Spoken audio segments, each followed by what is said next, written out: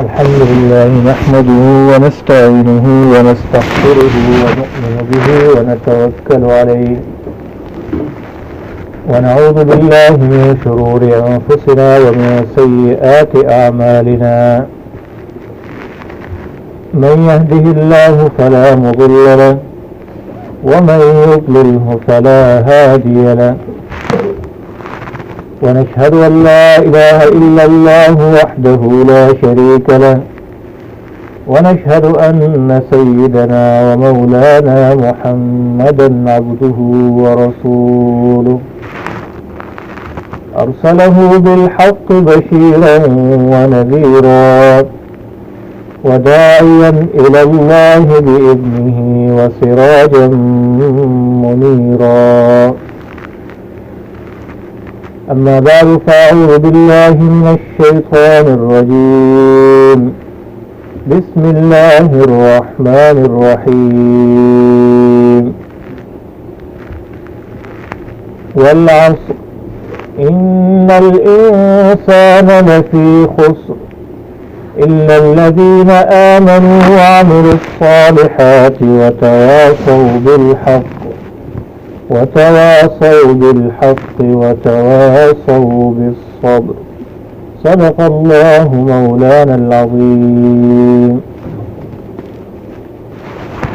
میرے بھائی عزیز ساتھیوں، اللہ تبارک و تعالیٰ کا ہمارے اوپر لاکھ لاکھ کرم ہوا کہ اس فتنے اور فساد کے دور میں جہاں ہر طرف مادے کی دعوت ہے اور غیر اللہ اور مخلوق کی طرف دعوت دی جاتی ہے اور اس کی اہمیت دل میں بٹھائی جاتی ہے اور اس کے متعلق سوچا جاتا ہے اور مخلوق کی طرف بھاگا جاتا ہے، دوڑ لگایا جاتا ہے اور جمع ہونا بھی اسی کے لیے، الگ ہونا بھی اسی کے لیے، سوتے ہیں تو بھی ذہن میں وہ بات، اٹھتے ہیں تو بھی یہی سوچتے ہوئے اٹھتے ہیں کہ کیا کریں گے آگے۔ اس دور میں اللہ نے اپنی بات سننے کے لیے جمع کیا، یہ اللہ کا بہت بڑا کرم ہے۔ انسان بذات خود کوئی چیز نہیں ہے، کچھ بھی اس کے طاقت و استطاعت میں نہیں ہے، یہ اللہ محض کتنی مرتبہ محبت کی نگاہ سے دیکھتا ہے تو مسجد آنے کی توفیق عطا فرماتا ہے۔ تو عظیم الشان فریضہ نماز کا ادا کیا اور اس کے بعد دین کی عالی محنت، عظیم الشان محنت میں بیٹھنے کی توفیق عطا فرمائی۔ اللہ تعالیٰ قسم اٹھا کر فرماتے ہیں قرآن پاک میں والعصر، کہ مجھے قسم ہے عصر کے وقت کی، یا پھر ایک تفسیر کے مطابق والعصر مجھے قسم ہے زمانے کی، عصر سے مراد زمانہ ہے۔ تو اللہ تعالیٰ وقت کی قسم کھاتا ہے، پھر خاص طور پہ عصر کے وقت کی قسم کھاتا ہے۔ مفسرین کہتے ہیں کہ عصر کے وقت کی اس لیے کہ سب سے اہم جو وقت ہے وہ عصر کا وقت ہے، کیونکہ اس میں تمام کے تمام لوگ اپنے کاروبار میں تیزی آ جاتی ہے، اس میں اور زیادہ تیزی آ جاتی ہے، لوگ اور مشغول ہو جاتے ہیں۔ تو عصر کے وقت یہ بہت اہم وقت ہے، دنیا کے لحاظ سے بھی، آخرت کے لحاظ سے بھی۔ تو فرشتے بھی چینج ہوتے ہیں اس ٹائم۔ تو اللہ تعالیٰ قسم اٹھا کر کہتا ہے، اور جگہ جگہ وقت کی قسم اللہ تعالیٰ اس لیے اٹھاتے ہیں اور بیان کرتے ہیں تاکہ ہمارے دلوں کے اندر اس کی اہمیت پیدا ہو جائے کہ وقت بہت بڑی دولت ہے۔ تو فجر کے وقت کی اللہ قسم کھاتا ہے والفجر وليال عشر والشفع والوتر، مجھے قسم ہے فجر کے وقت کی۔ پھر اس کے بعد چاش کے وقت کی اللہ قسم کھاتا ہے والضحى، مجھے قسم ہے، ضحى چاش کے وقت کو کہتے ہیں، مجھے قسم ہے چاش کے وقت کی۔ پھر اللہ تعالیٰ عصر کے وقت کی قسم کھاتا ہے والعصر، مجھے قسم ہے عصر کے وقت کی۔ کبھی دن کی قسم واللیل، اور کبھی رات کی قسم، دن کی قسم والنہار اذا جلاها، اور کبھی رات کی قسم واللیل اذا یغشاها۔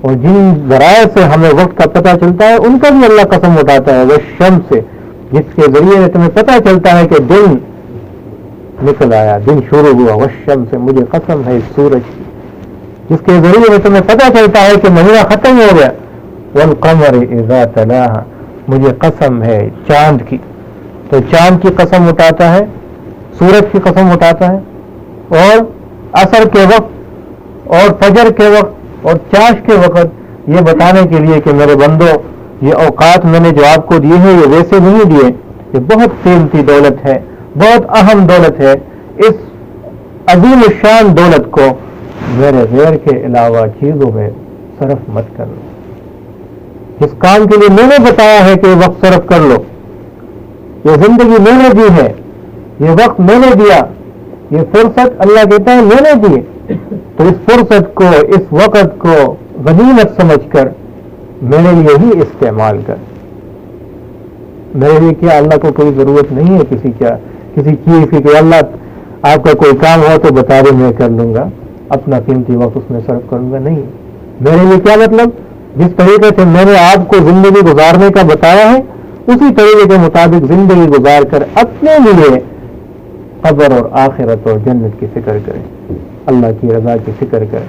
اس مقصد کے لیے اللہ تعالیٰ نے ہمیں یہ موقع دیا، اور نہیں استعمال کریں گے تو اللہ تعالیٰ آگے آیت میں بیان فرماتے ہیں ان الانسان لفی خسر، تمام کے تمام انسان خسارے میں ہے، جو نہیں اس وقت کو، اس کی قیمت کو نہیں جانتے، اس کی قیمت کو نہیں پہچانتے، اس کو صحیح مصرف میں نہیں استعمال کرتے۔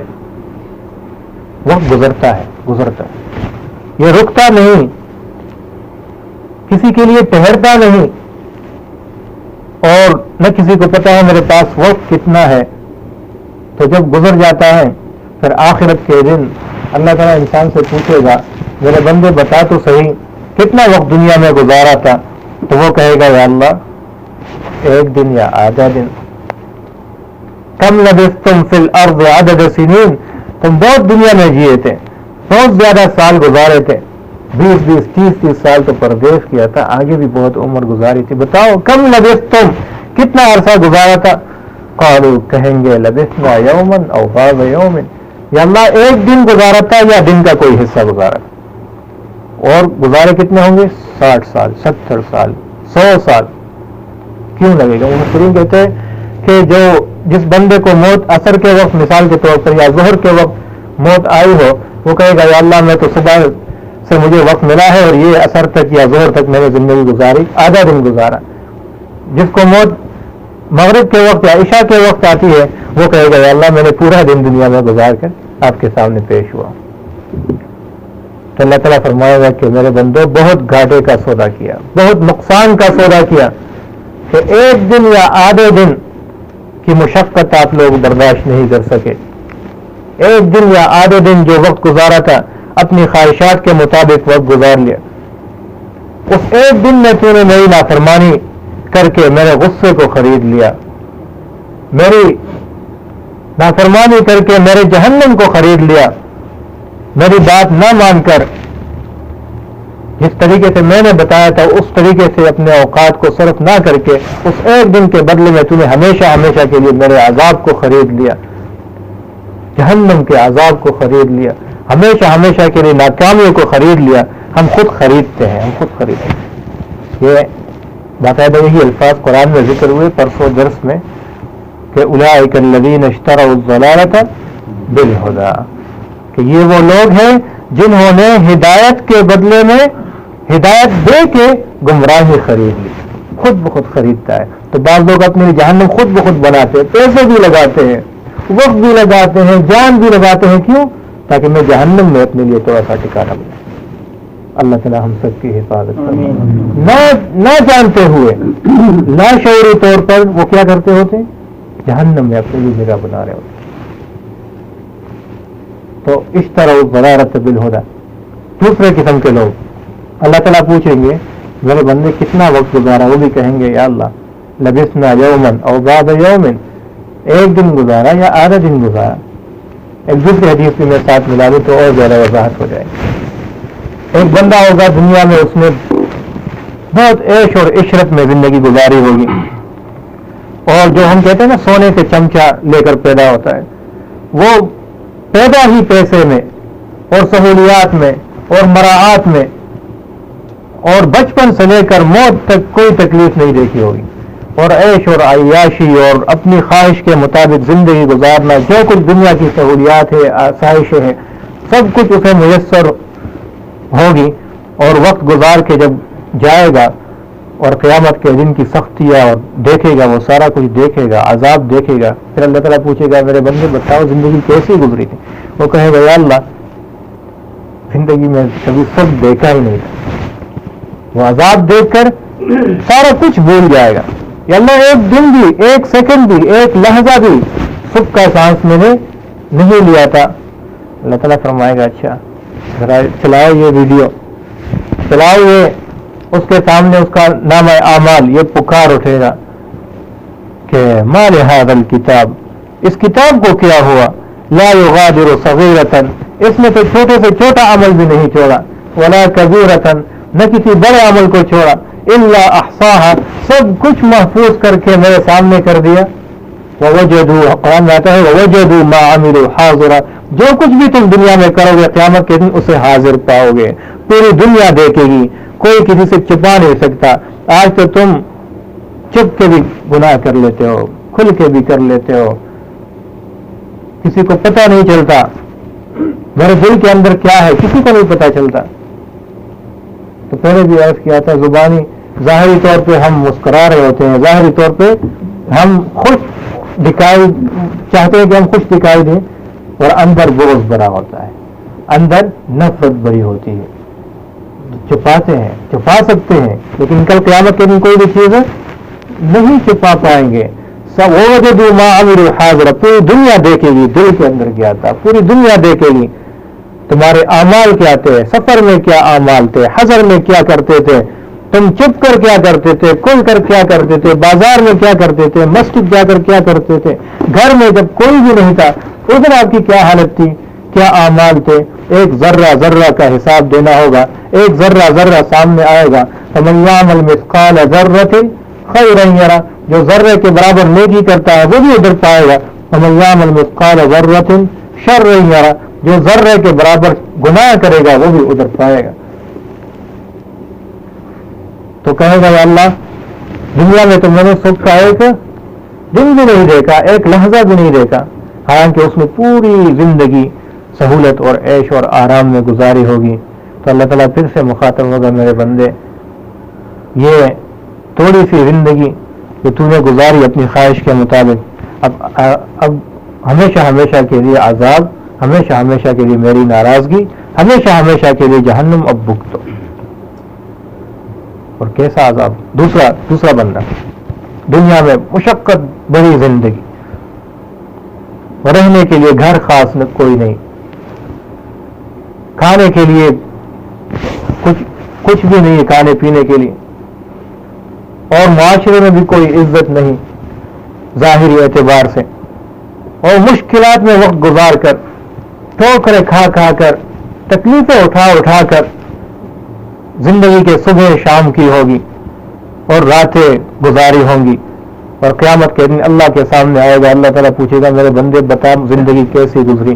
جب دیکھے گا کیا کیا ہوگا، ایک اللہ کو راضی کیا ہوگا، وہ اللہ کے احکامات کو مقدم کر کے اپنی خواہشات کو دبا چکا ہوگا۔ تو اللہ تعالیٰ پوچھے گا میرے بندے کیسا وقت گزرا، وہ کہے گا جب وہ نعمتیں دیکھے گا جنت کی اور وہ خوشحالیاں دیکھے گا، وہ کہے گا یا اللہ میں نے تو کبھی دکھ دیکھا ہی نہیں، میں نے تو کبھی تکلیف دیکھی ہی نہیں، کیونکہ وہاں کی نعمتیں ہمیشہ، وہاں کی خوشیاں ہمیشہ، وہاں کی جوانی ہمیشہ، وہاں کی طاقت ہمیشہ، وہاں کی کامیابی پہ ایک دفعہ کامیابی کا اسٹیمپ لگ گیا پھر ہمیشہ ہمیشہ کے لیے کامیاب ہو کر ناکامی کوئی نہیں۔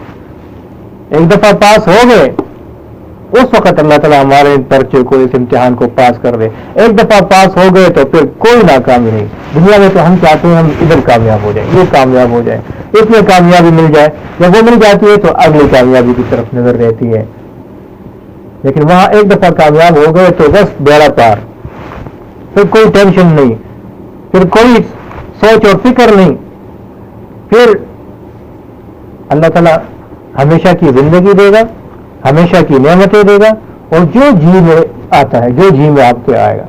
وَلَكُمْ فِيهَا مَا تَشْتَهِيهِ الْأَنفُسُ وَتَلَذُّ الْأَعْيُنُ. اللہ تعالیٰ فرماتا ہے کہ قیامت کے دن کل جنت میں تمہارے لیے وہ کچھ ہے جو تمہارا جی چاہتا ہے، تو اس کے آگے کچھ نہیں ہے.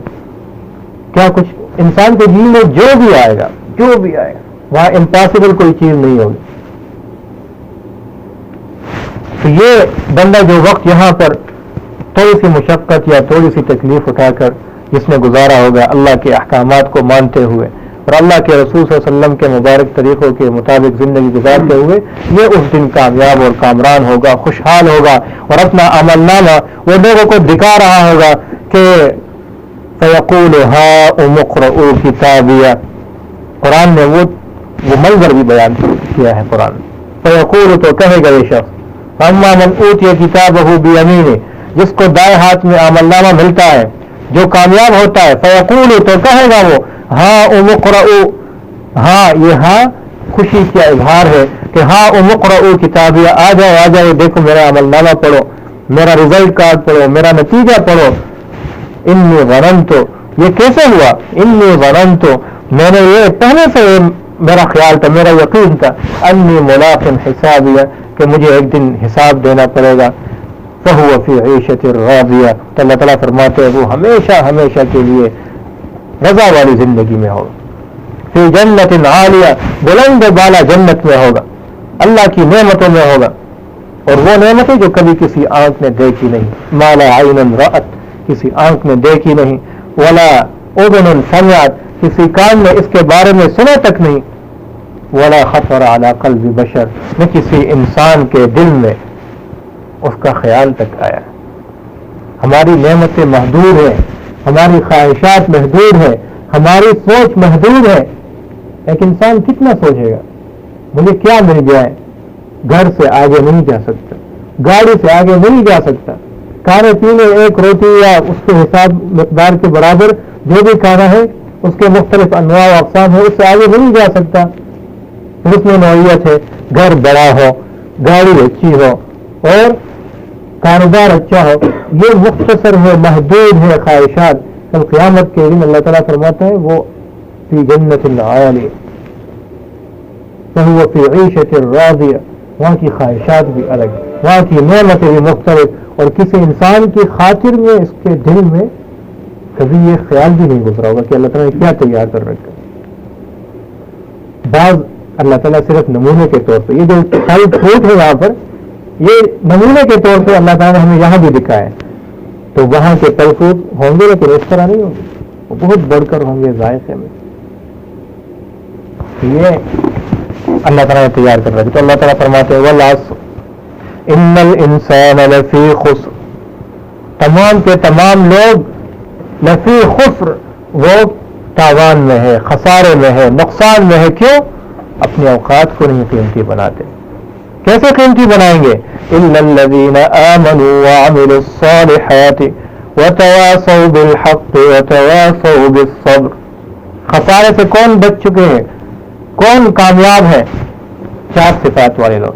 آمنوا، جو ایمان لے کر آئے، اور الحمدللہ اللہ تعالیٰ نے یہ نعمت ہمیں مفت میں دی ہے. ہمیں ماں کے گود میں وہ عظیم کلمہ نصیب ہوا ہے جو ایک بندہ پی ایچ ڈی کر کے بھی اس تک نہیں پہنچ سکتا. آپ نے دیکھا ہوگا کہ ہندو میں پی ایچ ڈی ڈاکٹر نہیں ہے، کیا بڑے بڑے سائنسدان نہیں ہے یہ عیسائیوں میں اور یہودیوں میں؟ تو آئنسٹائن کون تھا اور نیوٹن کون تھا؟ اور یہ جو ابھی مر گیا وہ کیا نام تھا اس کا، جو انگلینڈ میں معذور تھا، تو فزکس کا ماہر تھا، اسٹیفن ہاکنگ. تو کتنے بڑے بڑے سائنسدان ہیں اور علوم کے انبار تھے ان کے پاس، اور کائنات کی گہرائیوں تک پہنچنا چاہتے تھے، اور کئی ان کے بہت پوشیدہ راز بھی جان لیے تھے. لیکن اتنی پوشیدہ رازوں تک پہنچ گئے لیکن ایمان کی دولت نصیب نہیں ہوئی. اور ہمیں وہ عظیم الشان دولت مفت میں اللہ تعالیٰ نے عطا فرمائی، مفت میں. لیکن مفت کی چیز کی قدر نہیں ہوتی، مفت چیز کی قدر نہیں ہوتی.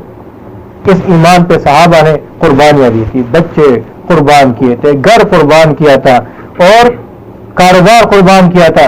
آپ علیہ السلام کی صحبت تک قربان کی تھی اس دین کی محنت کے لیے، ان کے دل میں قدر تھا، اس لیے اس دین کے لیے مر مٹنے کے لیے بھی وہ تیار تھے.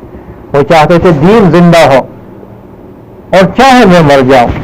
حضرت ابوبکر صدیق رضی اللہ تعالیٰ کا ایک قول تو بہت مشہور ہے کہ جب بتایا گیا کہ چلو یہ منکرین زکوٰۃ جو ہے، جو زکوٰۃ نہیں دیتے، ان کے ساتھ تھوڑی سی نرمی برتی جائے، اس نے فرمایا غصے میں آ کے اینقص الدین وانا حی، دین میں تھوڑی سی کمی آئے گی اور میں زندہ رہوں گا، مجھے ایسی زندگی نہیں چاہیے. تو پہلی صفت آمن، جو ایمان لے کر آئے. دوسری صفت وعملوا الصالحات، جو نیک اعمال کرتے رہے، جو دنیا میں اللہ کے حکموں کے مطابق زندگی گزارتے رہے. پھر اس کے بعد درجہ وتواصوا بالحق وتواصوا بالصبر، یہ خاص ہماری اس امت کے لیے ہے. پہلی امتیں جو تھی وہ صرف خود نیک اعمال کرے، خود ایمان لے آئے، ان کے لیے کافی ہے، لیکن ہمارے لیے اتنا کافی نہیں ہے. ہم خود بھی ایمان لائیں گے، ہم خود بھی نیک اعمال کریں گے، لیکن ایک دوسرے کو حق بات کی وصیت کریں گے، ایک دوسرے کو صبر کی تلقین کریں گے، ایک دوسرے کو بھی دین کی دعوت دیں گے. خود نماز پڑھتا ہوں، ٹھیک ہے، آپ کا ذمہ اتر گیا، لیکن اگلے کو بھی دعوت دینی ہے. خود زکوٰۃ دیتا ہوں، ٹھیک ہے، اگلے کو بھی دعوت دینی ہے، کیونکہ آپ اب علیہ السلام کے بعد کوئی نبی نہیں آئے.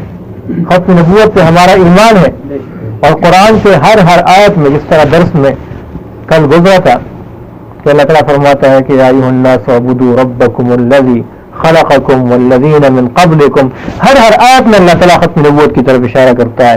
اس میں بھی کل بتایا گیا تھا کہ خلقکم، اللہ تعالیٰ فرماتا ہے کہ میں نے تمہیں پیدا کیا، والذین من قبلکم، اور تم سے پہلے لوگوں کو پیدا کیا، اور یہ نہیں فرمایا کہ والذین من بعدکم، کیونکہ ہمارے بعد کوئی امت نہیں ہے، اور امت نہیں ہے تو پیغمبر بھی نہیں ہے.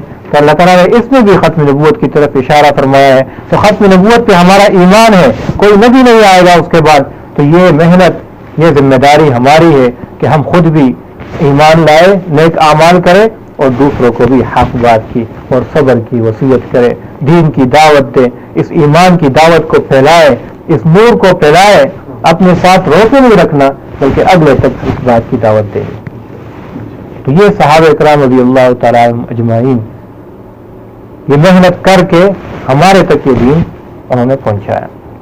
آج ہمیں مفت میں یہ دین نہیں ملا، یہ کلمہ نہیں ملا، کیونکہ اس کے پیچھے بہت بڑی بڑی قربانیاں ہیں، بہت بڑی بڑی. ایک تابعی ہے، تابع 27 سال وہ گھر سے باہر رہے، اللہ کے راستے میں نکلے.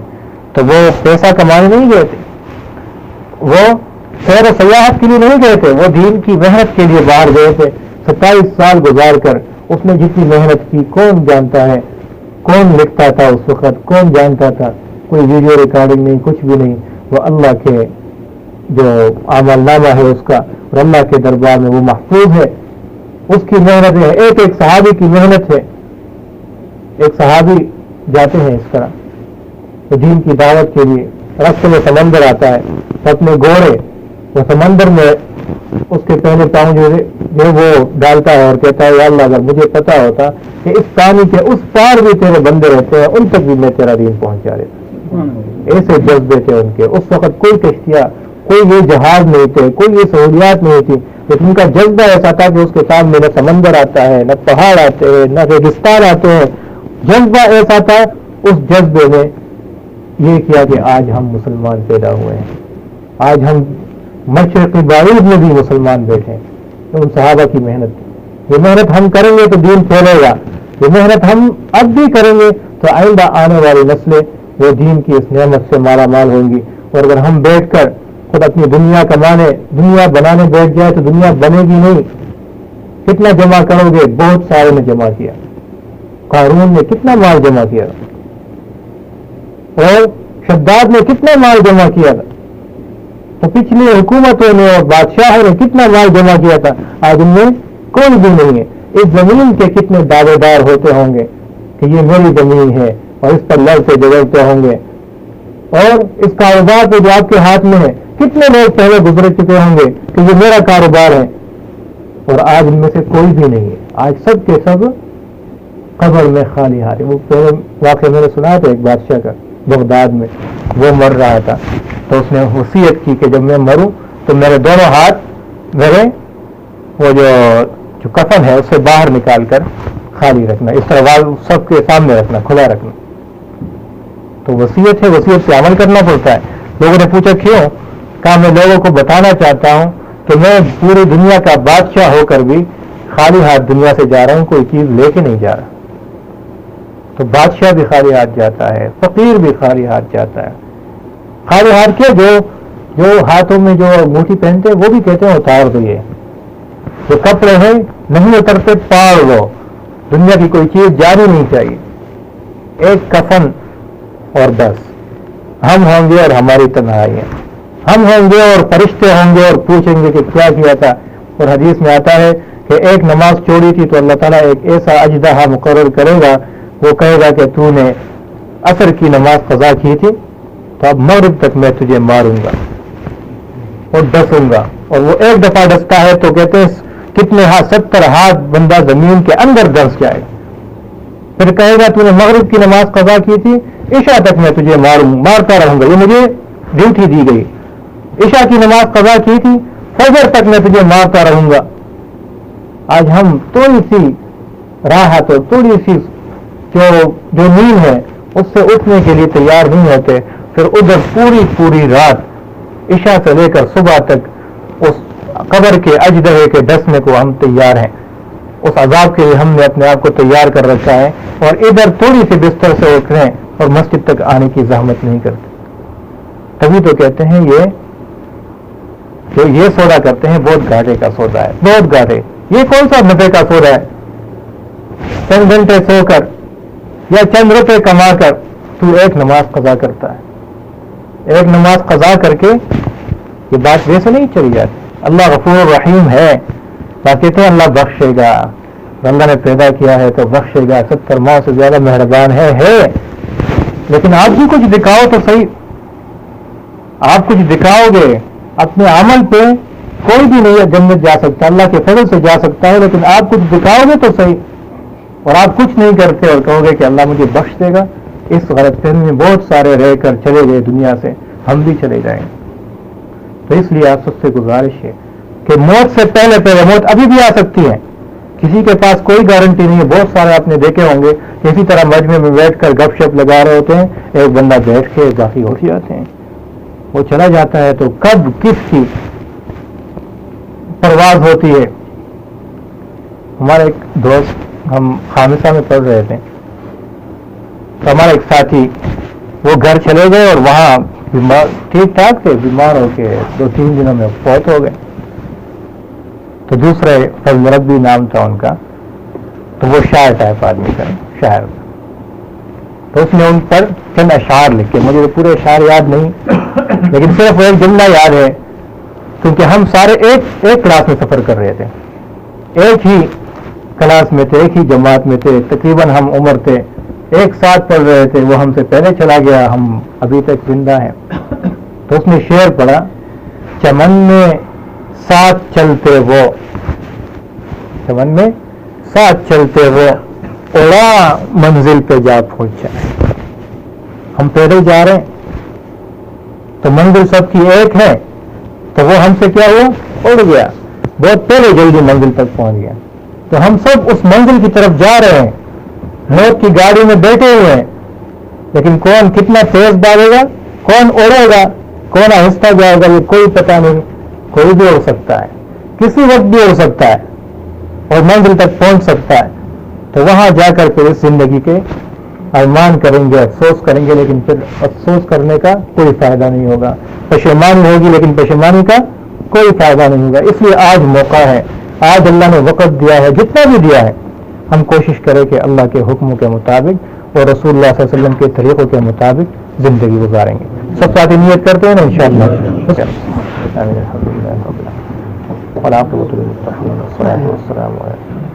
وعلى آله وأصحابه أجمعين الطيبين الطاهرين. اللهم إنا نسألك الهدى والتقى والعفاف والغنى. اللهم إنا نسألك موجبات رحمتك وعزائم مغفرتك والغنيمة من كل بر والسلامة من كل إثم. لا تدع لنا ذنبا إلا غفرت ولا هما إلا فرجت ولا دينا إلا قضيته ولا حاجة من حوائج الدنيا والآخرة إلا قضيتها ويسرتها يا أرحم الراحمين. اللهم إنا نسألك علما نافعا ورزقا حلالا طيبا واسعا وشفاء من كل داء. اللهم إنا نعوذ بك من الجهل، اللهم إنا نعوذ بك من العجز والكسل، اللهم إنا نعوذ بك من غلبة الدين وقهر الرجال. اللهم إنا نسألك العفو والعافية والمعافاة الدائمة في الدين والدنيا والآخرة. اللهم ربنا هب لنا من أزواجنا وذرياتنا قرة أعين واجعلنا للمتقين إماما. ربنا اغفر لنا ولوالدينا وللمؤمنين يوم يقوم الحساب. اللهم حصل مرادنا ويسر أمورنا بجاه حبيبك ونبيك محمد صلى الله عليه وسلم. آمين آمين برحمتك يا رب.